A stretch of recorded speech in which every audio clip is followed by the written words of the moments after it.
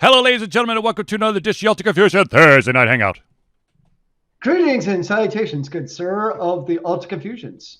Ladies and gentlemen, this is the Thursday Night Hangout. So that makes me your co-host, Charlie, and that over there is the prolific comer himself, Zealeus.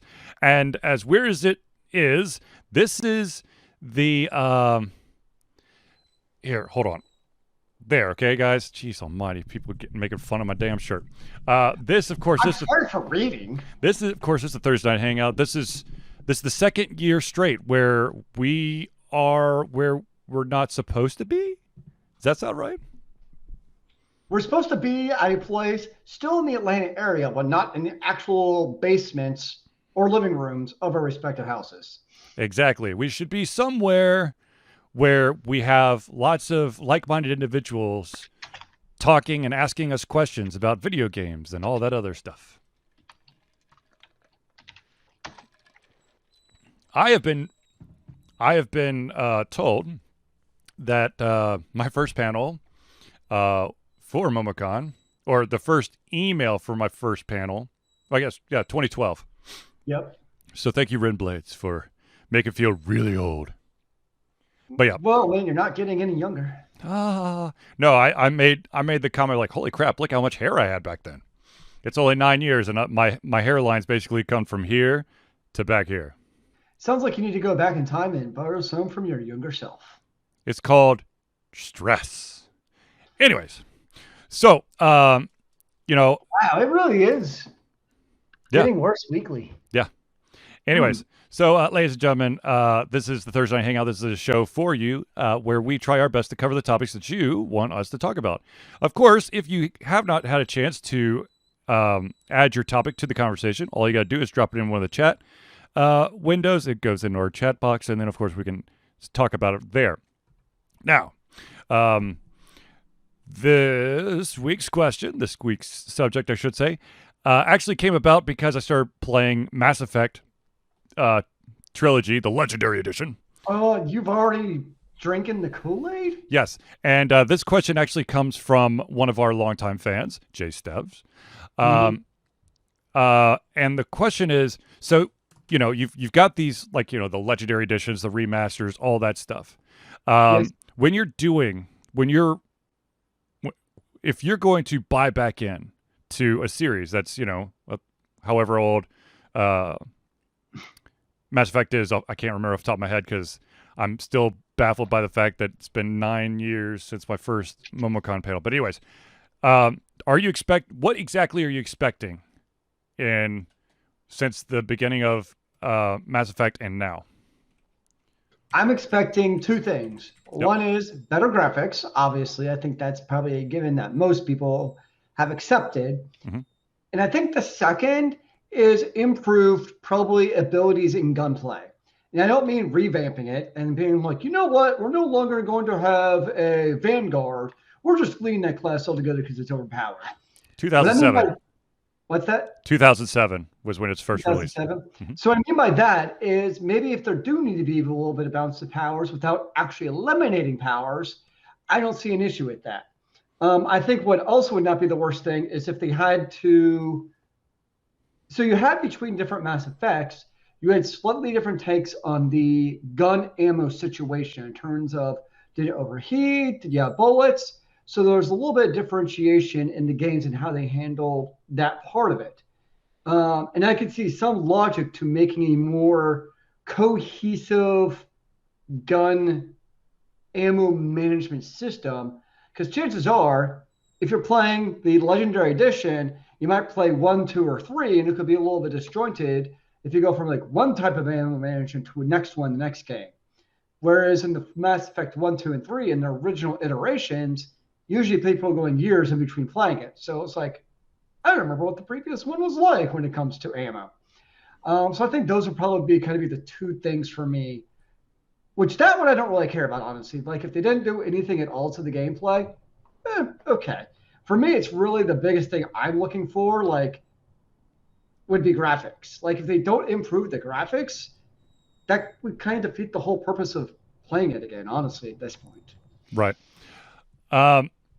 seeing as I've already jumped into this pool, I could tell you a little bit about Mass Effect. First of all, the Mako driving is amazing. I know that was like Zealeus' staple thing, the must-do thing in Mass Effect. Wait, but if it's actually good, I don't want to play it. No. The Mako is as awesome as you remember, I'm sure. I have accidentally had the camera pointed in the wrong direction, and it just started driving in a weird thing until I could kind of like reorient myself. So it's actually still terrible? Yeah, sure. Yeah. No, but okay. So for me, the right out of the box, okay, or right off the bat, the thing that I have to say that Mass Effect immediately kind of trips and falls on its face is that so I bought it through Steam. Yep. You have to have Epic Origin installed on your computer in order to play Mass Effect. So even though you bought it through Steam. Yes. So Okay. you load it through Steam, and then Origin, you have to have an Origin account. So it goes through Steam, and it locks on, and then it logs you into Origin, and it brings you to a like a one menu screen where it's like Mass Effect 2 and 3. Yeah. And then you could select it, whatever. But of course, you know, I'm a little bit OCD, just a little bit. And in that selection screen, you can use the controller on a PC. I've got it on the PC. So you can use the controller. So I select Mass Effect 1. Mass Effect 1 for the PC does not use a controller. It does not even recognize a controller. What? Yeah. What? Yeah. So you can't use the controller with Mass Effect 1 on the PC? Correct.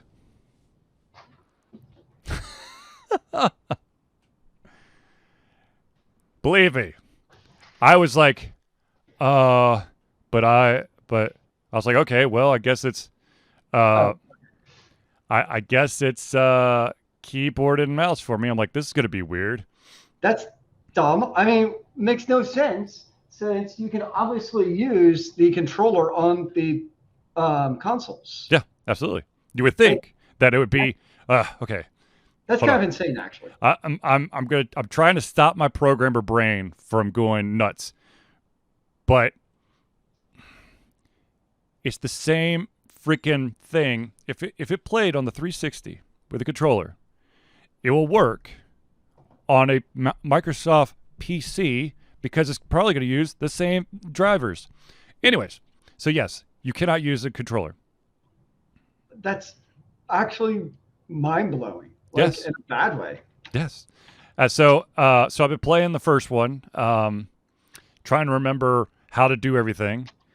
And I feel like, I don't know, as a result of not being able to use the controller, I'm having to like learn all of the hotkeys that I'm sure are standard in many a third-person shooter. But, you know, I don't usually do mouse and keyboard. So I've had to look at the instructions, Zealeus. I know as a gamer, it's terrible, but yeah. Well, it only took me like 6 or 7 times of hitting, okay, escape to get to the menu, and then click on map to bring up the map before I was like, you know what? I bet you M is the map key.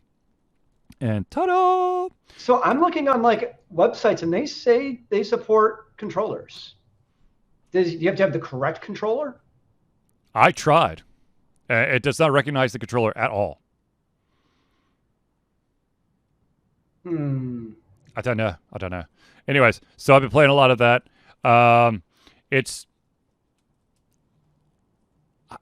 There's a lot of stuff that's happened. It's been a long time since I've watched or played this game, so I'm scratching my head a lot. I'm like, really? Is that how that went? Is this really? What does it say? Zealeus? I mean, it says that was one of their favorite things about Legendary Edition is it supports the clear design for controllers. Yeah. I will go. I'll pop back in there after the show, but I swear to God that It's not. I mean, my controller's right here. So It is also powered says, on. so If the I try, actual website for EA.com says PC updates. Enjoy a modernized PC experience across all 3 games with native controller support.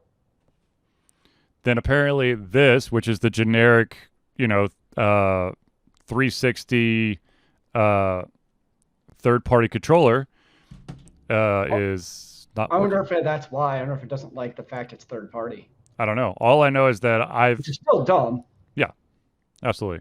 I'll figure it out then. Anyways, so I'm still like, okay, so 2007, and now we're in 2021. Are and yeah, and the number of random ass like load screens. Like they don't last very long, but it's still like they pop up for like 3 seconds and go away. But it's still like I'm pretty sure that everyone's computer could take, have enough processor power to do that shit in the background, and you wouldn't have to see the loading screen. The other thing, that's kind of a big deal, especially like in the world of like MMOs. Yeah. Like if they're released with load screens, people are like, "What the hell, man?" No, but the crazy thing is, okay, so as I've said multiple times, Zealeus' favorite part of Mass Effect is the Mako, and for those of you who don't know, Mako is basically it's this big ass like all-terrain vehicle tank that you can put on certain planets and you go explore. There are certain planets. They're not big, but there are certain planets that a load screen will flicker while you're driving because it's loading in the next part of the map, which to me makes no sense because clearly we're at the point where you could probably have 4 of those on the screen at one time and not have to load. So they definitely did not streamline the loading. Which is ironic because I don't remember playing on the Xbox. I think I played all the Mass Effects on the 360 actually. Same here. And I don't remember any loading screens once I got to the planet itself. Yeah, I don't really recall. I know that, usually I got, you get a loading screen when you're changing star systems. Sure, yeah. And then you'd have the awkward sort of load screen where you're riding an elevator in the Citadel. Oh, that long one where you they tried to cover up the really long. No, but here's the funny thing: you could skip that. Oh, it gives you an option to skip it. Yet you can't skip any of the other load screens, which I would think, like the Citadel. Okay, here's a great example. You put so much work into that one load screen. The Citadel is at least twice the size of this one planet that was driving around. Sure. And you don't have. There's no extra load time required to walk around the whole Citadel. But in the planet, you have load times. Yeah, it's just bad programming. It's like, well, the bitmap and the textures, then no. Really, Rose? Hold on, she's opening up random stuff on my computer. Fantastic. Okay. So, anyways, so I'll be so. How does the game play itself? Not bad. So in this legendary version of the game, they did release a legendary leveling up system. Ooh. So the original game, you went from level 1 to 60. The legendary version goes 1 to 30. It basically just doubles up on everything. Okay, interesting. And it's okay. I mean, I don't know. I feel like the combat's changed a little bit, but it's been so long since I played the first that I'm not sure. But it really, it's real time, third-person shooter. Yep. Which I felt like there was.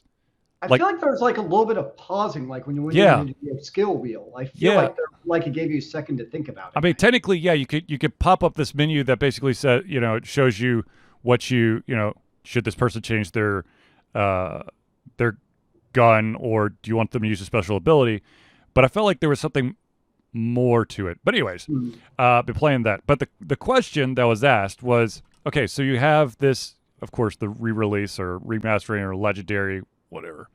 And Zealeus, you said you want was it streamlined play and better graphics, right?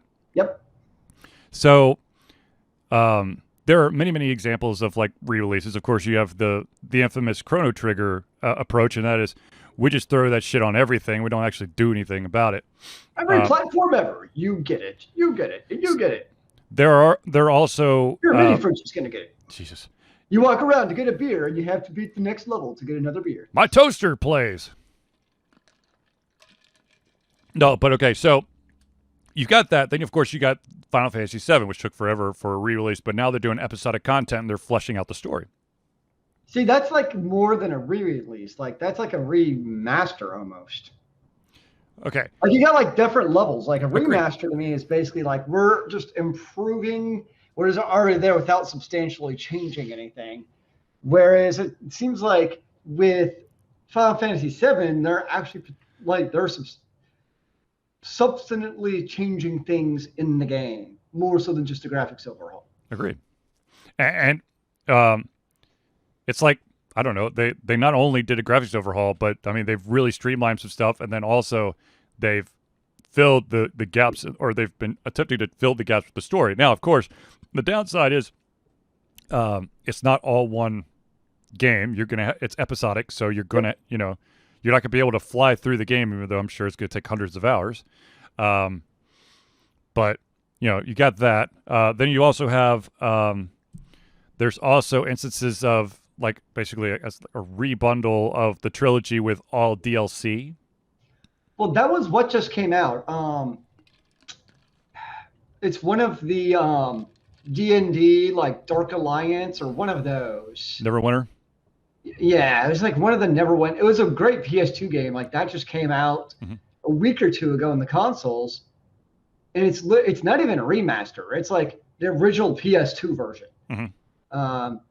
Which okay, sure.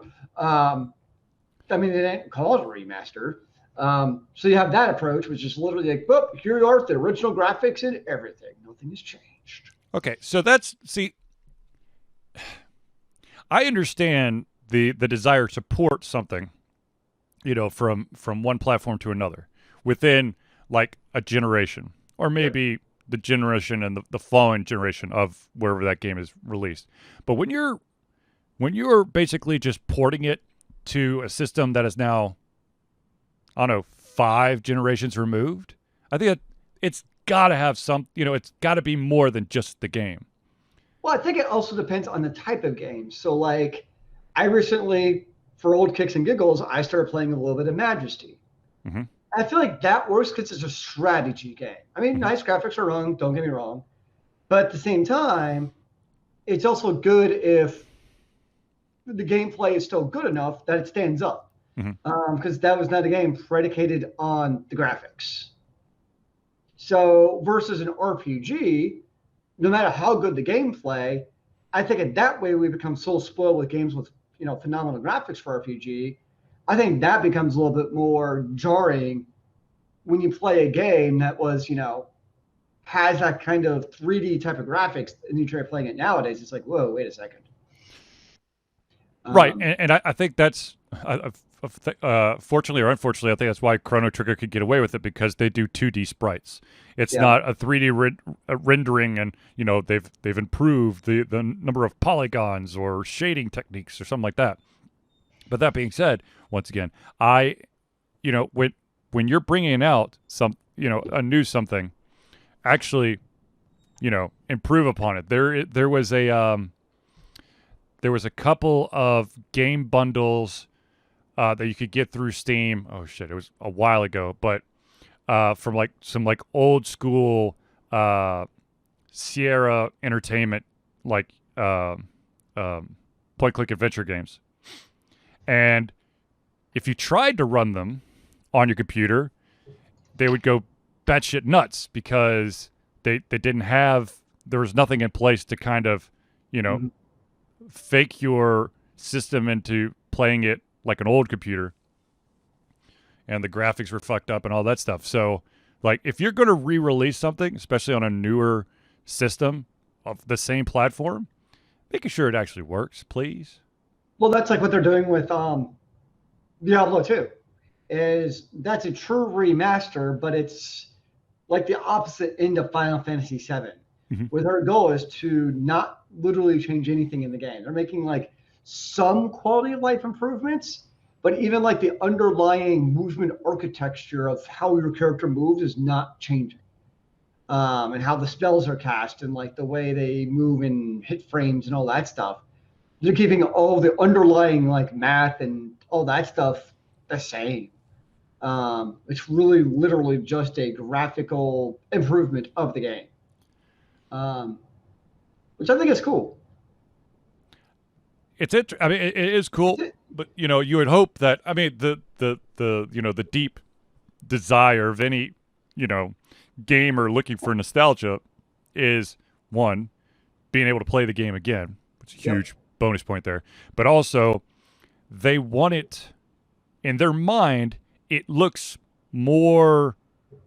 It looks similar to nowadays games than what it actually looks like. So when you played Mass Effect in 2007, you thought, oh man, it looks great. So in your mind, you're like, oh, it's a great looking game. Even 13 14 years 14 years later, you think, oh man, it's a good looking game. If you were to go back, you'd be like, oh man, that's not all that good looking. But so you're hoping that you're going to get the ability to kind of, I don't know, falsify your memories when they give you a graphical overhaul. You know what a game I really wish you'd remake What's that? is Dungeon Siege. The first one, not That's the second one. one of my what's that? The first one, not the second one. Yeah, well, second one's okay. The third one became trash. It was like, yeah, first one. Hey, that was sounds like Lord of the Realms. Second one was okay, still playable. And third one was poop. Okay, so I have a side rant. Yeah. I actually watched the Dungeon Siege movie finally. In the Name of the King? Yes, I mean, it's not high cinema, but it's also not the actual worst thing I've ever seen in my life. I mean, everybody's always made it out to be like, this is the absolute worst movie ever. It's absolutely terrible. I thought it was entertaining.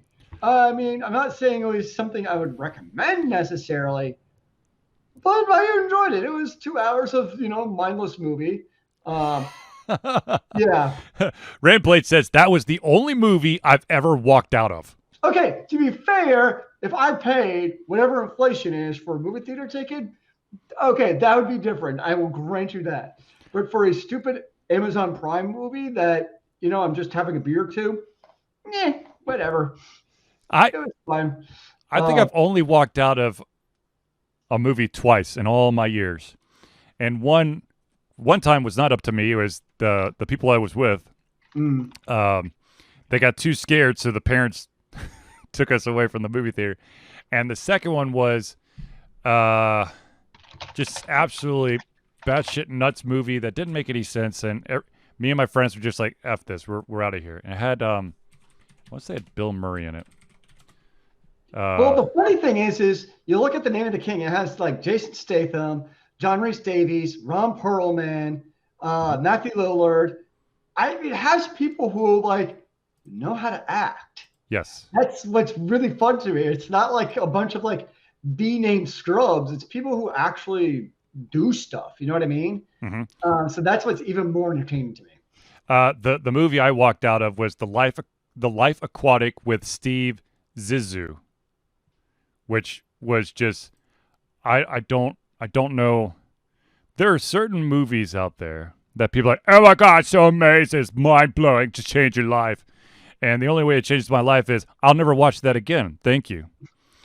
That's one of them, and the other one, and I get lots of hate for this one from certain circles. I do not and will not ever like what's considered by many the greatest movie of all time, Citizen Kane.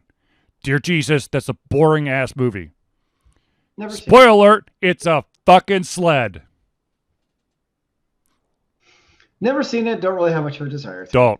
Don't. Unless you're a film student, you don't ever have to see that movie.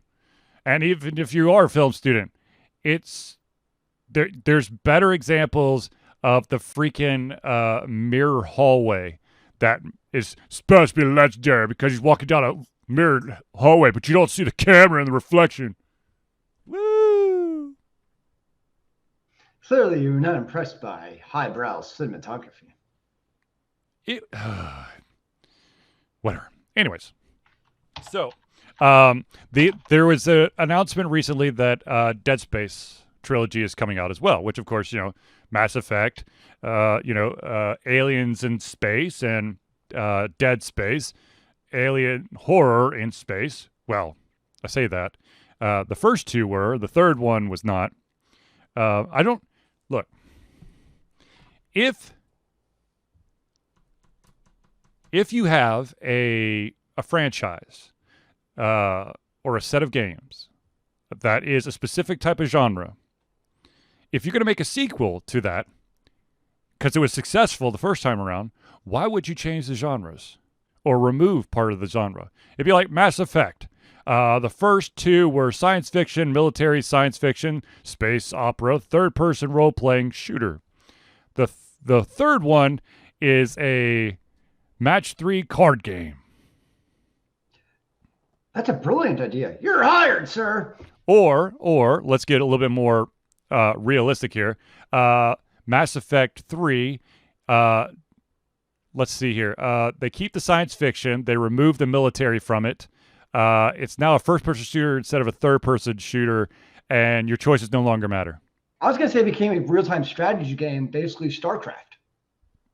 That's it.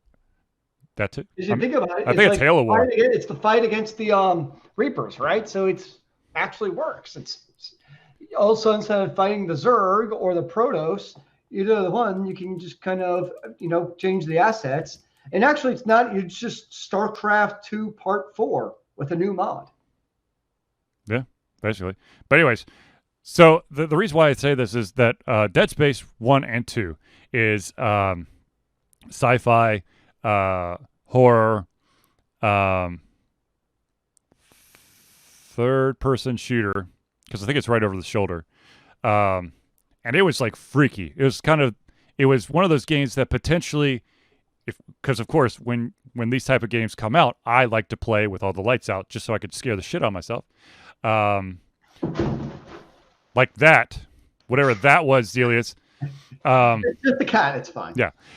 But so the first two, that's, lots of dark spaces, lots of crawling things off the screen, and then pop, boom, amazing. Third one, they're like, yeah, so it's a science fiction game, third person, and it's got scary monsters, but we're gonna leave all the lights on, all of them.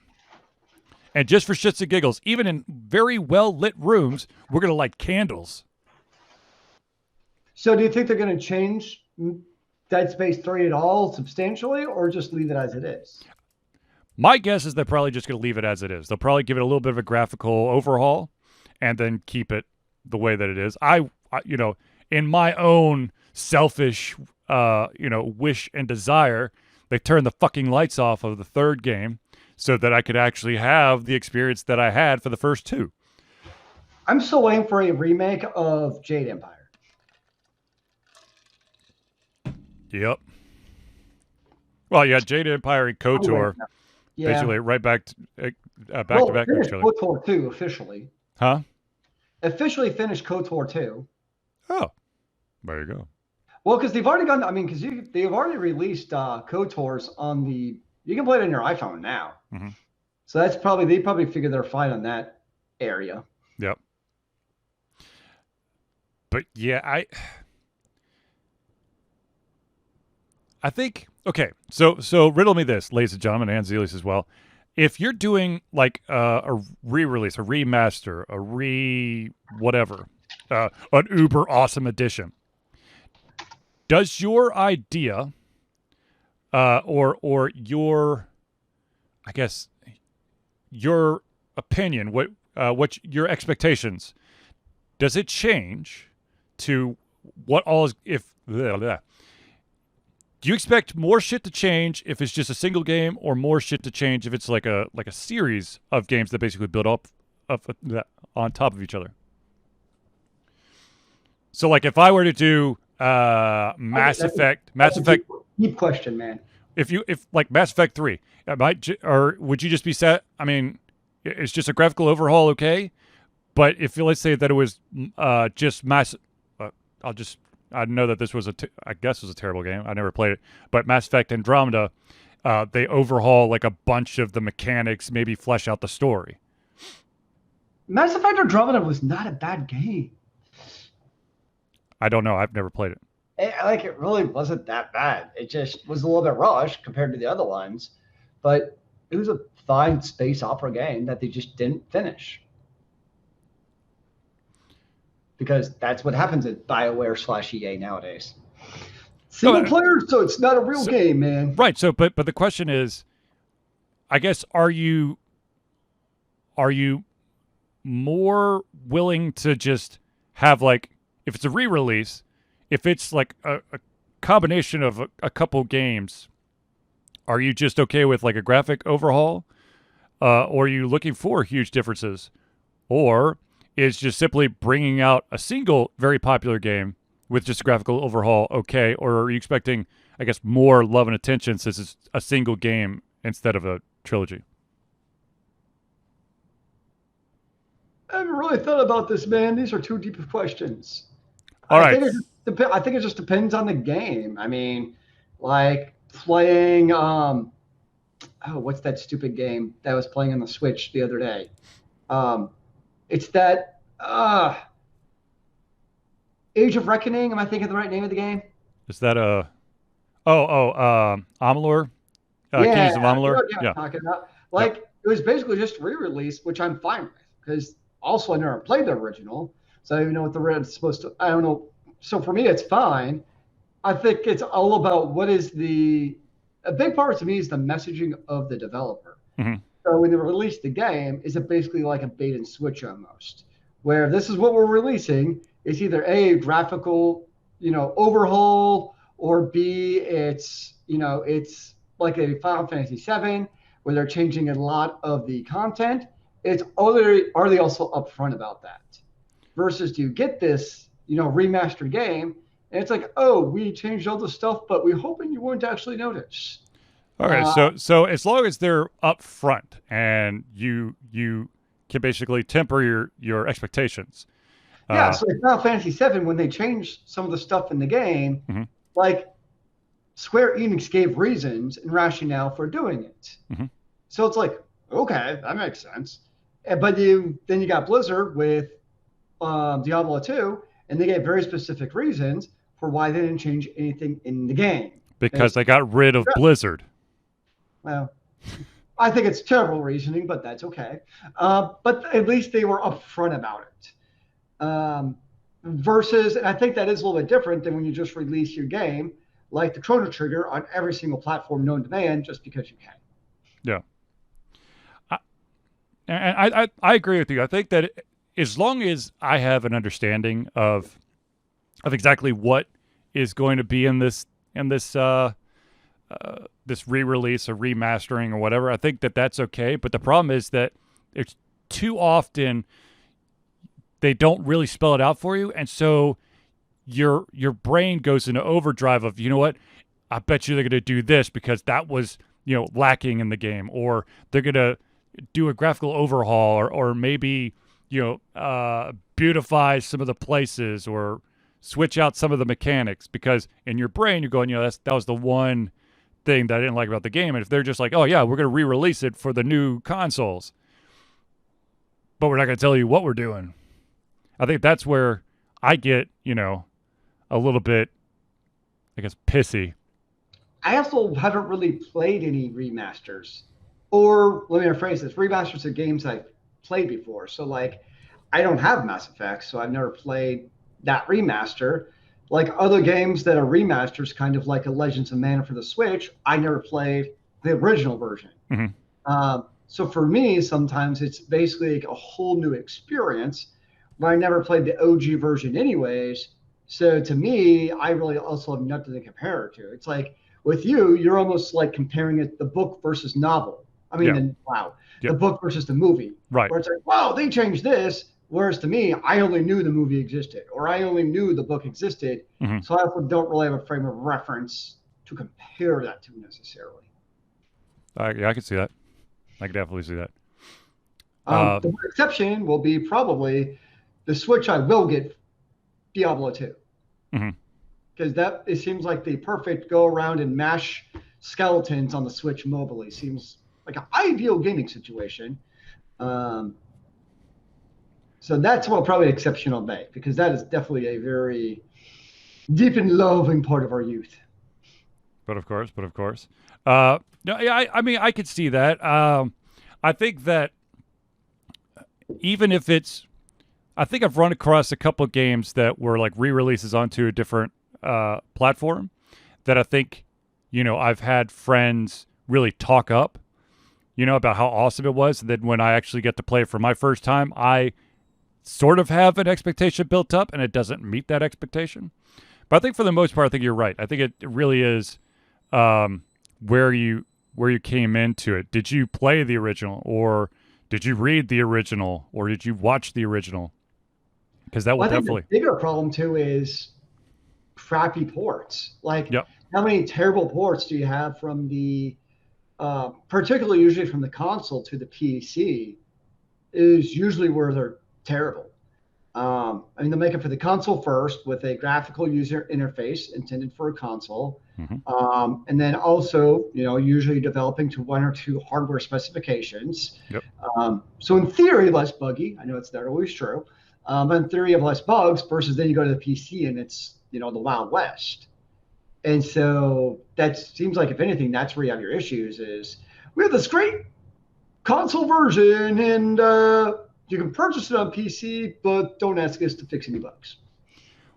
Well, I think it goes in the other way as well. You've got, there was a time where a lot of the very popular PC games were being ported over to console, and a lot of these PC games were the type where you needed to have, hotkeys uh, and the use of your mouse, to do like uh, off the top of my head, I'm thinking like a real time strategy where Oh yeah, you I didn't on the yeah. PC, you drag you click and drag to select all your units, which of course you can't do on a console because you don't have that ability. And so they're like, oh, you can play this on the console, and then you start attempting, and you're like, yeah, can I really play that though? I don't know. Yeah, I remember I tried playing on the PS5 was Path of Exile. Hmm. I did not enjoy that experience at all because it's very you have so many different like materials and gems. You're always getting loot, and you have to play a lot of inventory Jenga to try to or inventory Tetris really. So you're not going to tell it, so you can TP every 10 items instead of 5 items. Hmm. Hmm. And trying to do that on the console was infuriating. I'm like, this is obnoxious. Oh yeah, absolutely. There's anytime that you have to constantly do, the thing is, it's one thing to just have like a limited space inventory, like you're only allowed to have 20 items in your book bag. Yep. But it's a whole different thing to say you're only allowed to have 20 squares in your book Yep. bag, where some weapons are 2 and helmets are 4 and shields could be 4 or 8. And then that, and of That course, actually really annoys me when games do that. Like, I get it. It's the immersion part. We all realize a shield is larger than a wand. We but know that in our heads. But it but just really annoys me because from a fundamental game power perspective, there's like no difference between a two-handed sword and a wand because for different classes and different needs. So just the fact that they still do that is like it's more infuriating than the fact it's a little bit immersion breaking. I get that. But from an actual game quality of life perspective, it pisses me off. look, if you're gonna go that way, just do weight, okay? Just I'm fine with that too. uh, but if you're gonna do the Well, the same thing with weight, though, where a hammer weighs 20 pounds and a wand's 1 pound. yeah. That's why some games I go magic user because of that fact alone.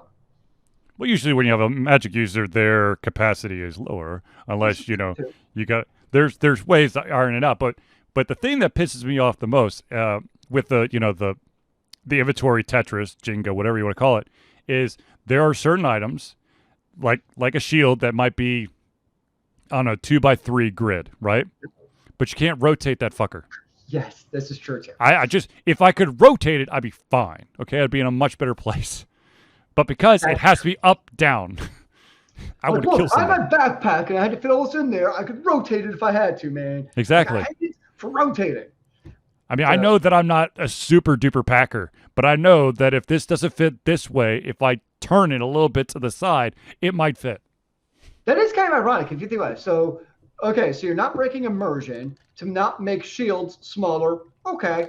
But if you want to go that step, then by your premise, you're absolutely right. Where make it more realistic, because in life, the shield's bigger, but you can also rotate a shield when you pack it. So at least go all in on that fact. Yeah, exactly. I think that's fair. I think it's fair as well. But yeah, I don't know how the hell we get on inventory. Because, on PC and yeah. Yes. Yeah. Yeah. No.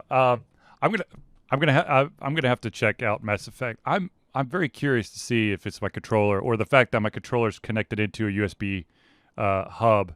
Although all my other games seem to work fine. So that's an interesting theory. Yeah, try plugging it first directly and just see if that makes the difference. Is a interesting premise. Well, at this point, I think I'm just gonna stick with the mouse and keyboard because I put in a couple hours and I'm getting really good at sniping people with the mouse and keyboard.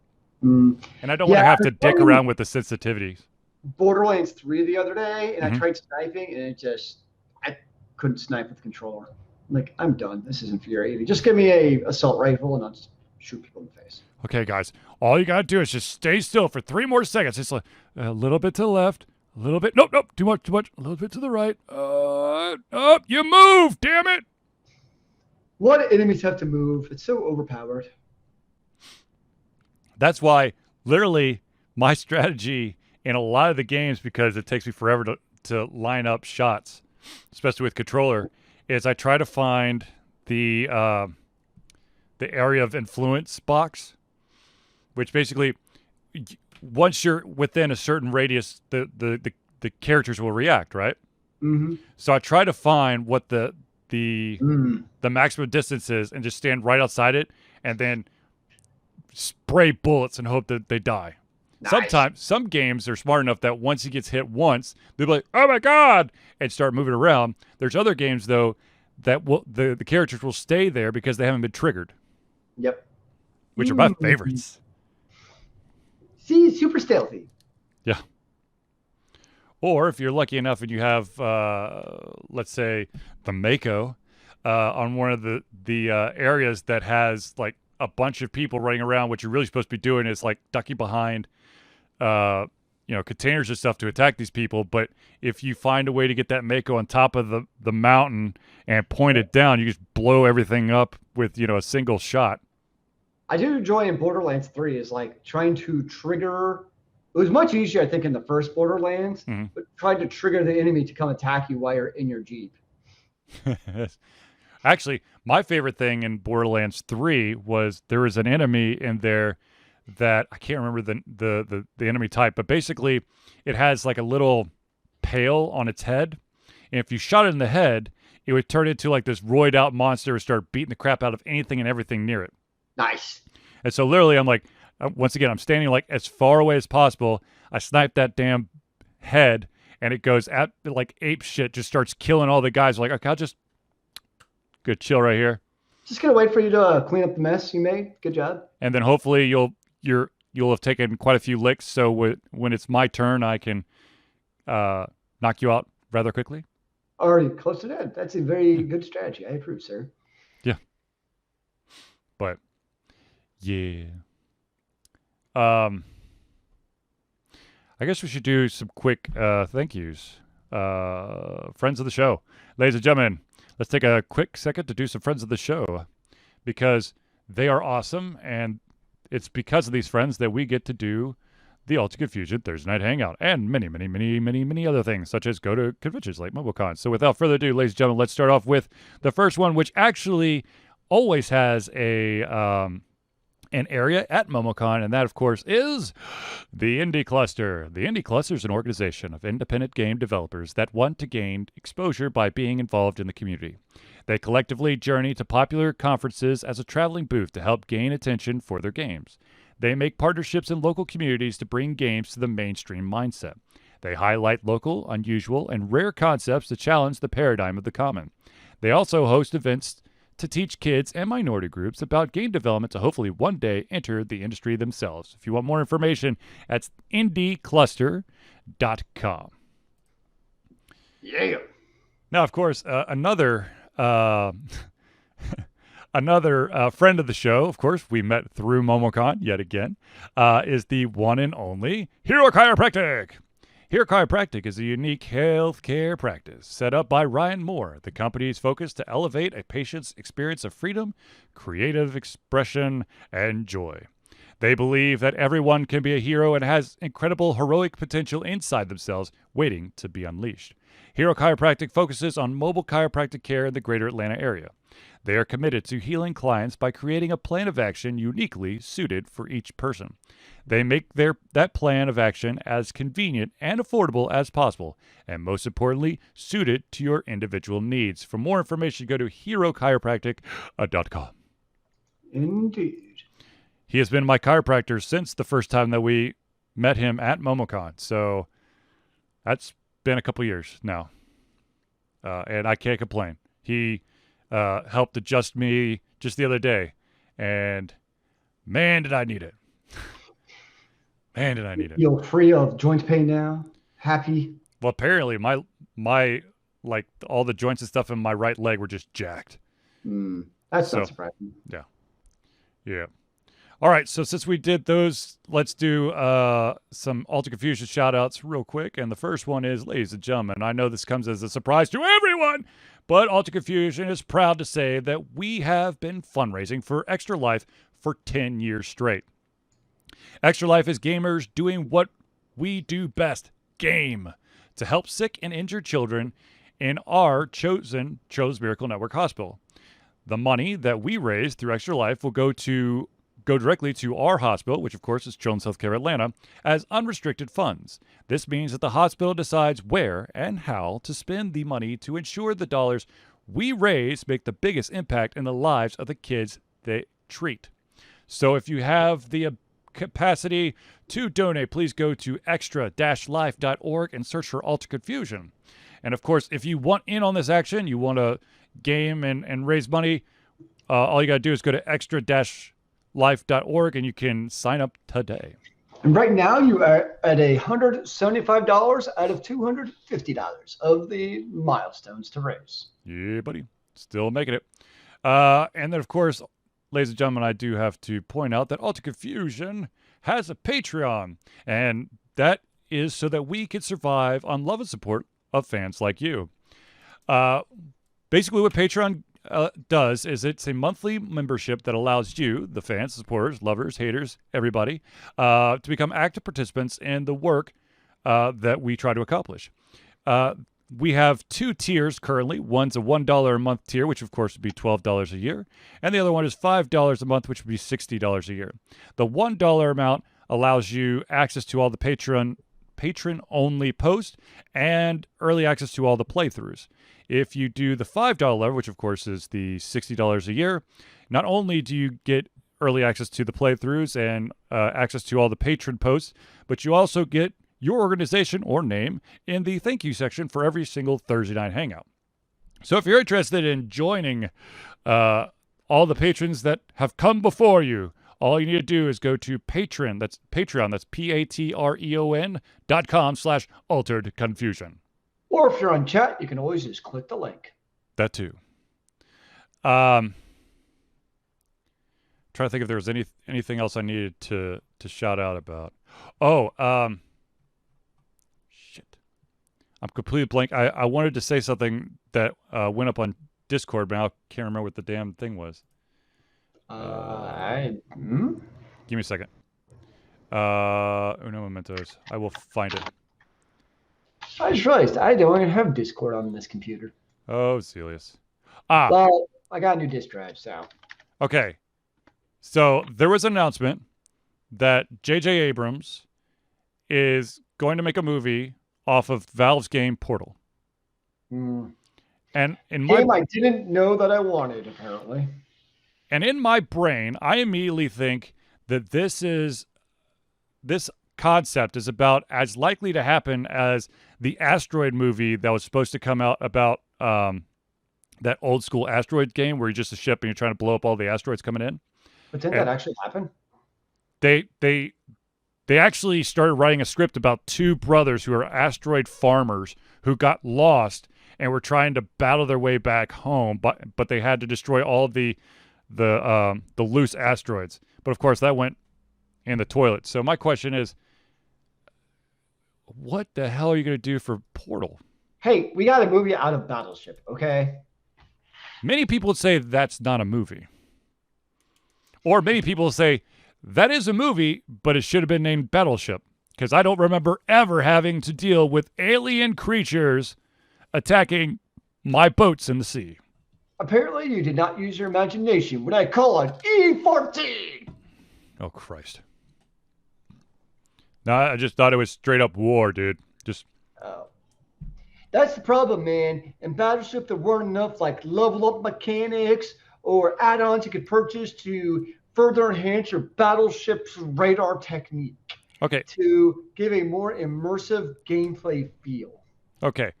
Ladies and gentlemen, I just want to take this moment. Hollywood, are you listening? Stop fucking putting names of games on your movies if you're not going to stay true to the freaking franchise. You can't just, let's see here. What's the most popular thing right now? Let's do Halo.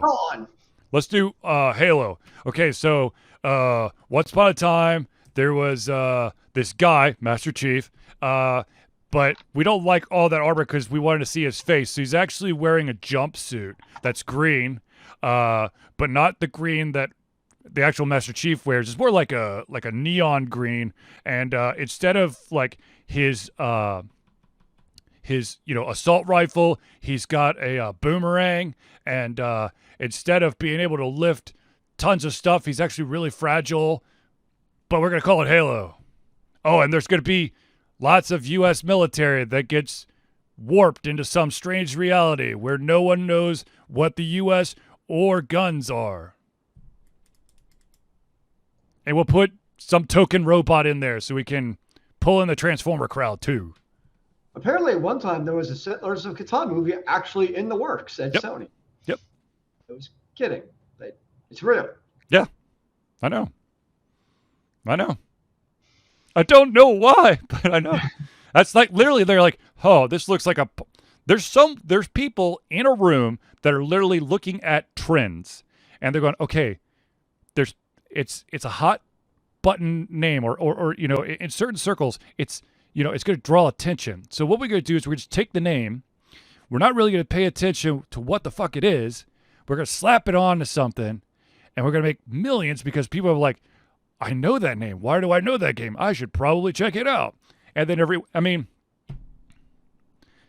look, we talked about this at the beginning in The Name of the King, which of course is a Dungeon Siege movie. The one thing that you could say about U-Bowl is that he's actually going to keep it within the realm of what the fucking source material is. There was a farmer. There was a farmer. We'll stop there, but there was a farmer. Like Blood Rain. The weird ass scenes in Blood Rain make no sense whatsoever. The montage. And, Meatloaf as a vampire was interesting. Well, it didn't help that Blood Rain was not a good actress. We'll just leave it at that. Ooh, them fighting words. Some people would say that she's a very nice actress. Well, there's nice aspects to her actressing. Aha, ha, ha.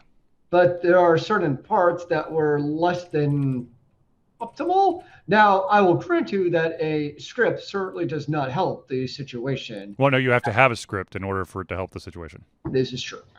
That is a fully factual fact. Because, yes, come on. Blood Rain had Kristana Loken. It had Michelle Rodriguez. It had Michael Madsen. It had Ben Kingsley, Udor Kier, See, that's Meatloaf. what's funny is like he actually gets people who like can act, but Yeah. then you get the script. Once again, you have to actually have a script. I know. But yeah. So I guess the question is, would you rather have a movie that stays close to the source material but kind of falls short, or do you want a movie that has the name of something popular and it's completely off base? Choose your poison. Meaning that it's going to be better, then It's going to be an awesome movie, but it will have nothing to do with the franchise that it's supposed to be representing. Then screw it. Make a good movie. Or give Netflix the anime rights and do both at the same time. Keep close to the source material, and it's actually good. What? Actually good?